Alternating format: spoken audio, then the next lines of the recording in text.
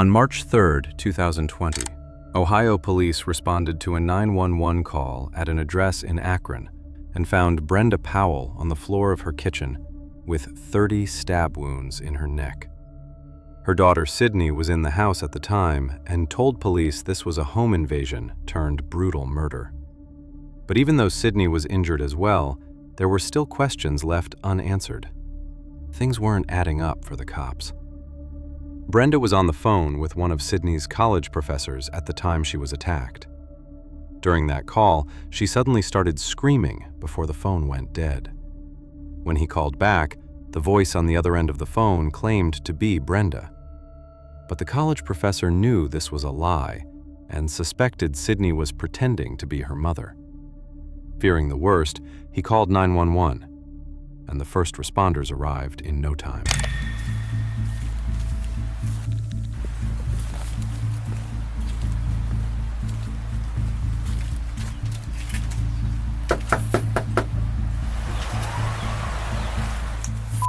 This scream, combined with being called to the location, is enough probable cause for the police to forcefully enter the home. And this is what was waiting for them when they walked inside the house. Akron Police!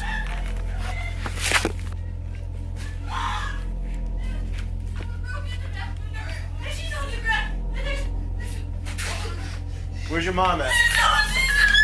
Okay, stay right here. No, there's so much blood. No, please! Man! She's Take her. recording now! No! Stop! Hold on, we gotta figure out what's going on. Can you sit down? R9, get that 32 rolling here quick. We got a female down, blood all over the place. Sergeant Smart, you just got a crime scene. Take her outside. You got it. She's blood all over. I don't even know if she's breathing. Secure the scene. She looks like a 22. She looks like she's been down for a while. There's blood all over the place. There's a knife by her head and stuff like that, and there's a huge pool of blood. No, I think she just walked in on it. There's a broken window in the back, so if you can just put up some crime scene tape. As soon as AFD gets here, they're going to pronounce her, I'm sure. It turns out Brenda hasn't just been stabbed, she's also been hit over the head with an iron skillet. And her injuries are so devastating that her life hangs in the balance. Stop! Hold on, we gotta figure out what's going on. Come on. Is she gonna be okay? Come on. I don't... Come on. You just need to cooperate with me, all right? I want my dad. Huh? I want my dad. What happened? What's going on? What's going on? We heard a bang. We heard a bang. And she told me to get out. And then I heard screaming. So I came back and she was on the ground. Okay, you heard a I ran out bang. back. There was a bang. Someone broken. What is your name? Sydney. Are you cut? I don't think so. Yeah, you're cut somewhere. I don't think so. Yeah, your hand. No, I was helping her. I grabbed her. All right, stop. I grabbed the knife. Yeah. What's going on? I don't know. We just got I'm the dad. Okay, Sydney. what's... I don't know. Okay. I don't know. Daddy! Sydney appears to have been injured as well, is suffering from shock, and is struggling to hold herself together. Even the arrival of her father, Steve Powell, doesn't calm Sydney down. Police need to lock down the crime scene and try to figure out exactly what's happened. The back window's broken in! So you're gonna have to... Daddy! inside there? So... I don't know! There was so much lady in the blood! house, okay? She's got minor cuts. Inside the house there's a broken window and the knife used to stab Brenda. But something isn't quite right. The broken window had blood dripped on the outside of it, leading police to conclude it could have only been broken after Brenda had already been stabbed. However, Sydney claims that the intruder used the window to enter and that it was broken before the attack, leading to the first of many inaccuracies in her story. That's not you. Okay, do we know who, where, which way? That's the younger guy. I'm looking through here and I can see pictures. And there's a whole basement set up for what looks like... Yep, hey, sorry, I'll call you right back. Bye. All right, let me go report that. Yeah, there's got a man. It's probably his brother. Well, I'll see if we can find out who else lives here. With such a serious case and so many unanswered questions, the cops spend some time talking with homeowners nearby, trying to collect as much information as possible. But right now, the only person making any sense is Sydney's father. Okay. Do you live here, sir? Yeah. Okay. That's my wife and there's my daughter. Okay, how old's your daughter? She'll be 20 in March. She's 19. Is she coming out?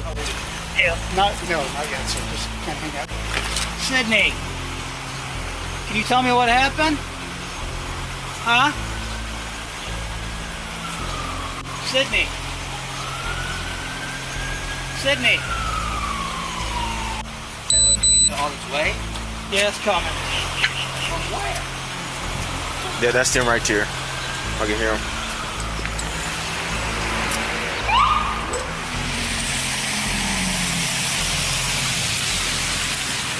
Trying to piece this puzzle together, police speak to Steve Powell and one of Sydney's friends down at the station, in the hopes that they may be able to help them shed some light on exactly what happened.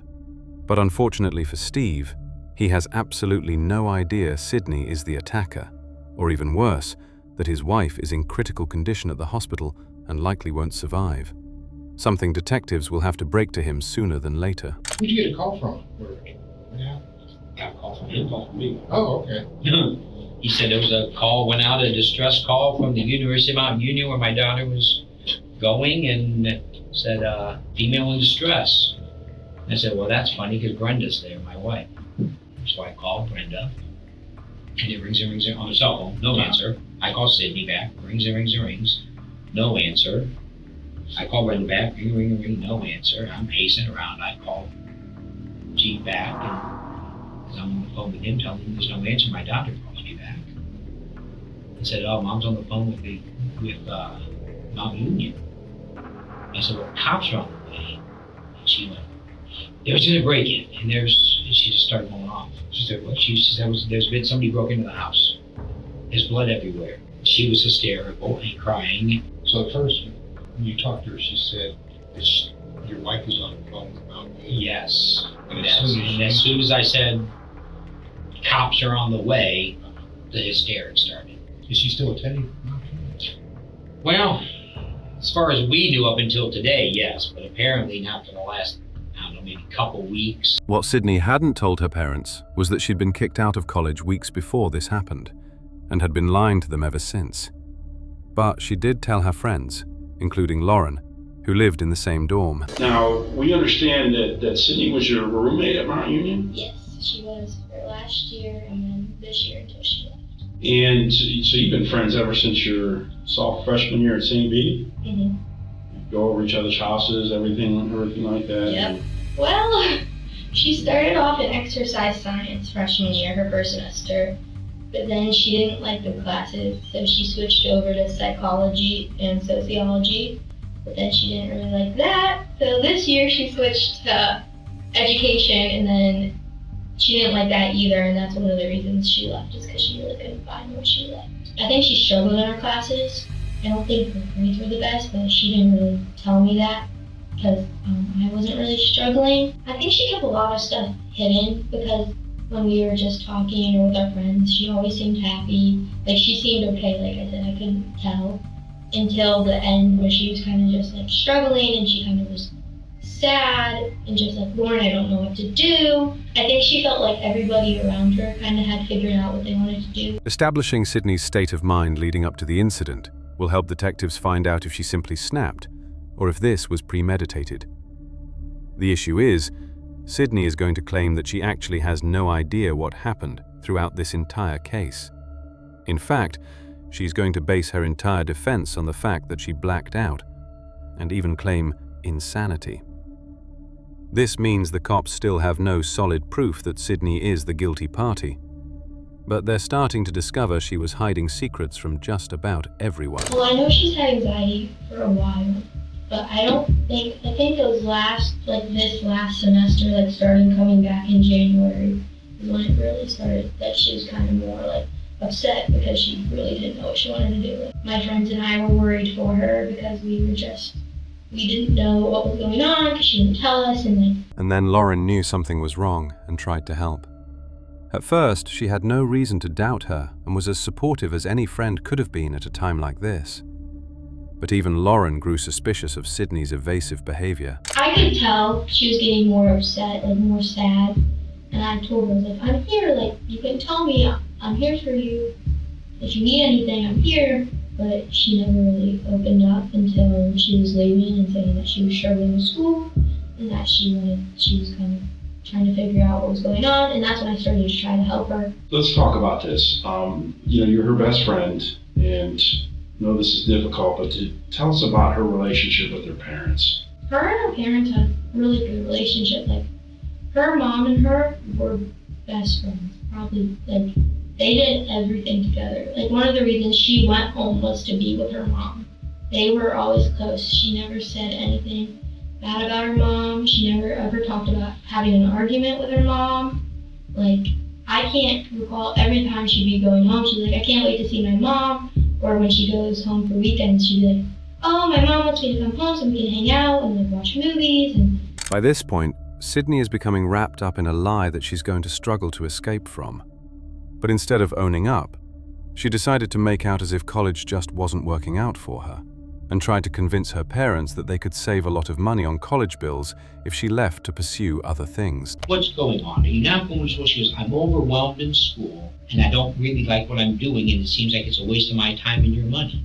I said, well, but that's all part of it. Nobody's going to tell you you need to do what you're doing when you're 20. You need to figure it out. But that's not what she told her friends. So when she's talking to you about, the problems she's having at school, did she mention that she tried talking to her parents? yeah, I know she definitely, especially when she left, she talked to her mom about leaving. They kind of made that decision together to leave Mount. Like, she told them that. Lauren's suspicions were proved to be right. Sydney was lying to her friends. But at the same time, she was also lying to her parents, who knew nothing of her problems at college until they received a phone call from Sydney's professor.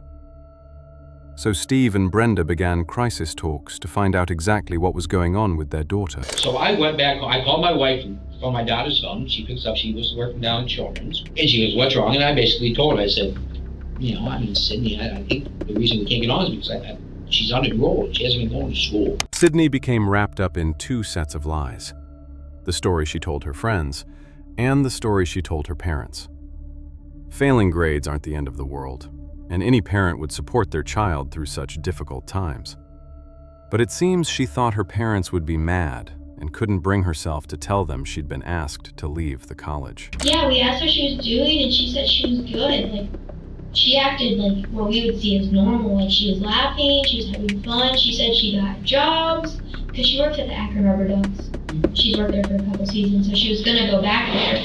And then she also said she was looking for another job, and like everything was good, and she was trying to figure out like for next year and all this stuff, and she was gonna talk to her parents about housing, trying to come back to Mount. Once she got to my union, or anytime actually, did Sydney ever drink alcohol at all, or she did? Mm-hmm. Okay, just kind of describe that for us. She liked to drink.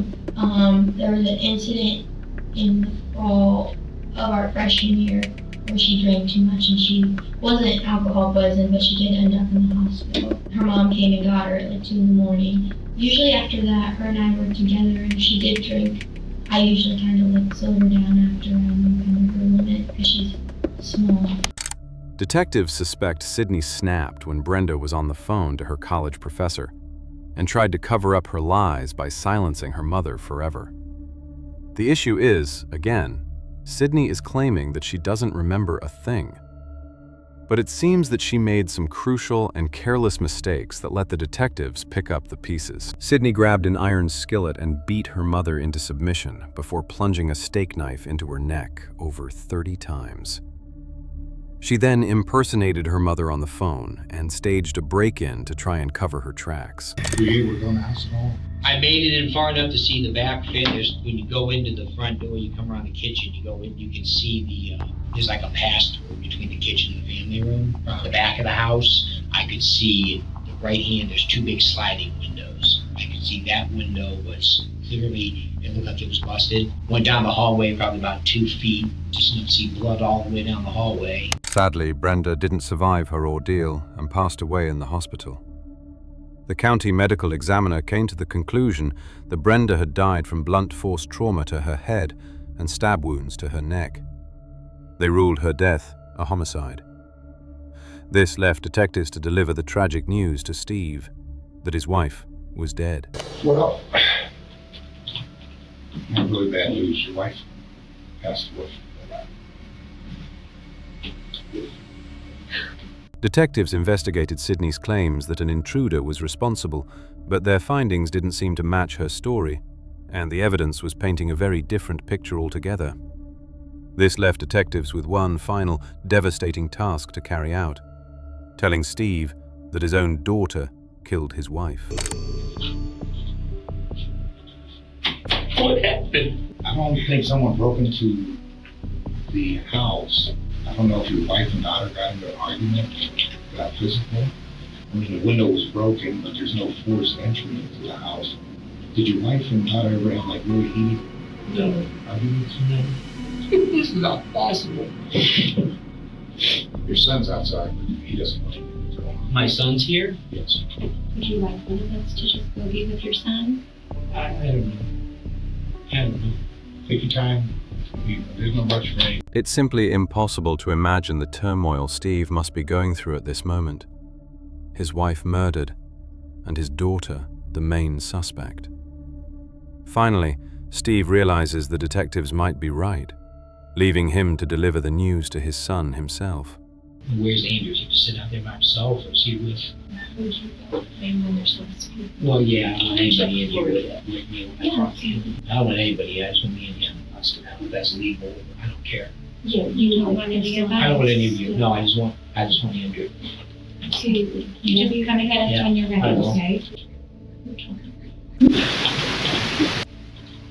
You ready? I don't know. They don't know. They haven't told me. They're investigating. Sydney was arrested and charged for the murder of Brenda Powell. She claimed insanity at first, saying she had almost no memory of what happened, including hitting Brenda with the cast iron skillet and fatally stabbing her. The jury didn't believe Sydney. She was found guilty on 2 counts of murder, 1 count of felonious assault, and 1 count of tampering with evidence. Sydney Powell was sentenced to life in prison, with a chance of parole after 15 years.